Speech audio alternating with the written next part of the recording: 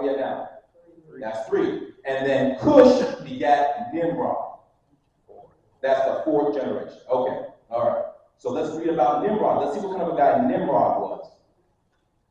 He began to be a mighty one in the earth. He was a mighty hunter before the Lord. Wherefore it is said, even as Nimrod, the mighty hunter before the Lord. And the beginning of his kingdom was Babel, and Erech and Akkad and Calneh in the land of Shinar. So if we want to know a little bit about Nimrod, I think it's fair to say that we could read about Babel, and that was his kingdom, and we could know a little bit about what Nimrod was all about. Is that fair? Amen? Amen. Okay, so let's go to chapter 11, Genesis chapter 11. So now we're in the 4th generation. We understand that these iniquities will be visited upon the children up to the 3rd and 4th generation of those that hate God, as it says in Exodus 20. And now we're in Genesis 11. We're learning about this 4th generation. And it says, in Genesis 11, starting in verse 1, we're going to read down to verse 9. We're reading about Babel. These are familiar texts. And the whole earth was of one language and of one speech. And it came to pass as they journeyed from the east, and there's a whole study there as far as what that means, sun worship and these types of things, but we'll leave that for now, that they found a plain in the land of Shinar, and they dwelt there, and they said one to another, go to, let us make brick, and burn them thoroughly.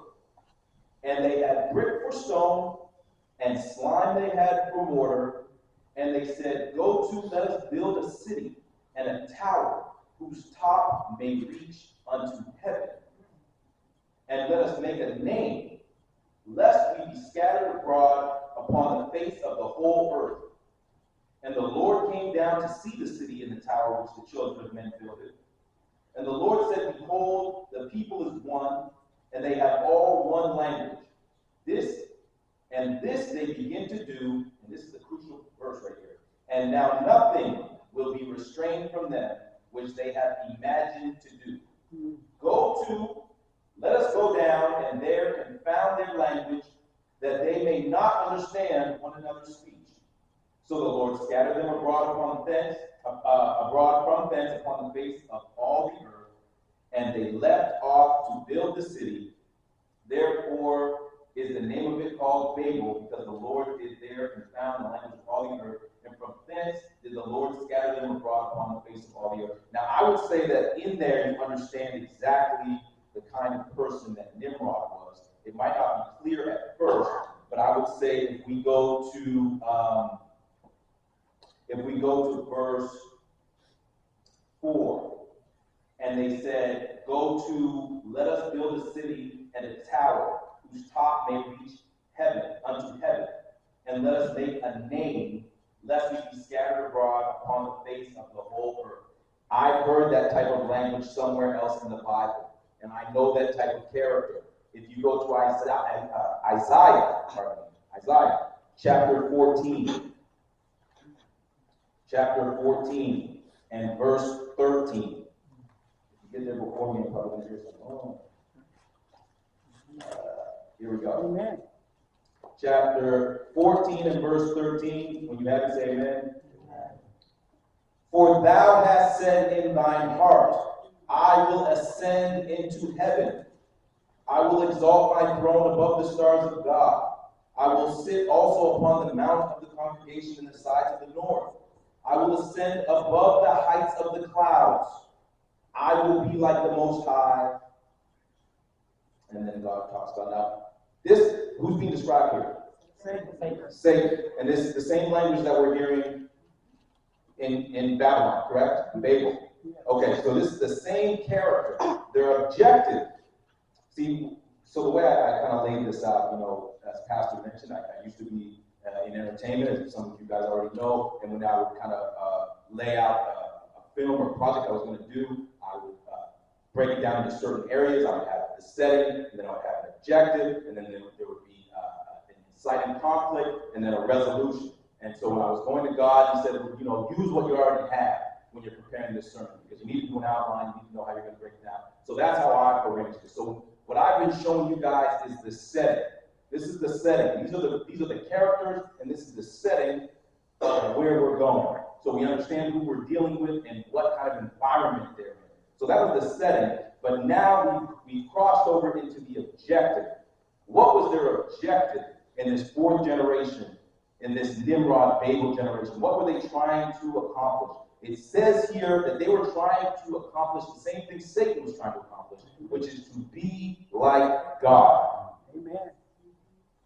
I'm glad we're there because again, I'm going somewhere.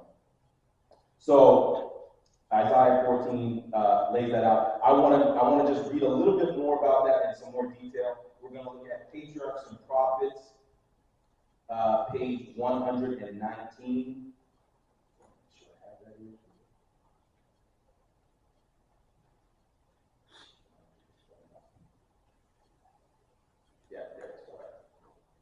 So this is from Patriarchs and Prophets, page 119, and paragraph 1. It says, the dwellers on the plain of Shinar disbelieved God's covenant that he would again bring a flood upon the earth.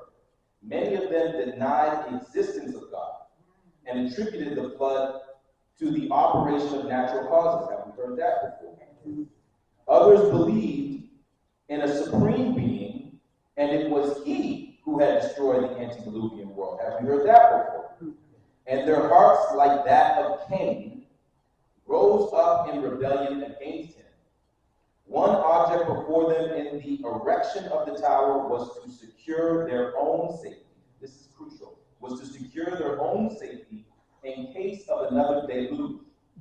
By carrying the structure to a much greater height than was reached by the waters of the flood, they thought to place themselves beyond all possibility of danger.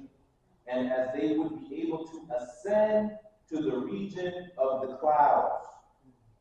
Almost word for word, 14:14, I will ascend above the heights of the clouds. I will be like the Most High. And they would ascend to the region of the clouds, they hoped to ascertain the cause of the flood.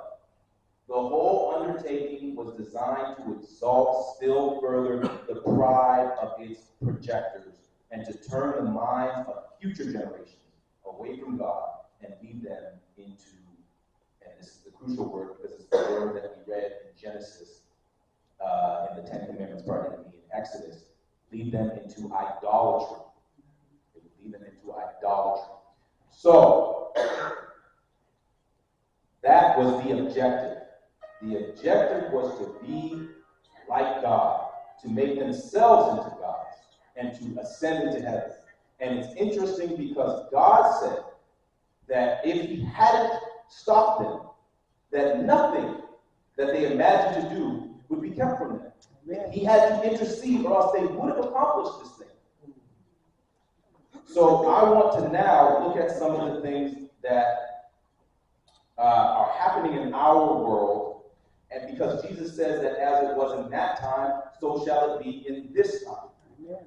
So I want to look at some of the things that are happening in our world, and I'm going to hope the pastor is with me, or the pastor, are you back there? To play the first video that we have here. And I'm just going to read while he gets that ready, I'm actually going to read one more thing from Spirit of Prophecy. And this is all connected, I promise. This is from Early Writings, and the title heading from chapter 63, Spiritualism. So I'm reading from the very first paragraph. It says, the wrapping delusion was presented before me, and I saw that Satan has power to bring before us the appearance of forms purporting to be our relatives or friends who sleep in Jesus. It will be made to appear as if these friends were actually present. The words they uttered while here, with which we were familiar, will be spoken, and the same tone of voice that they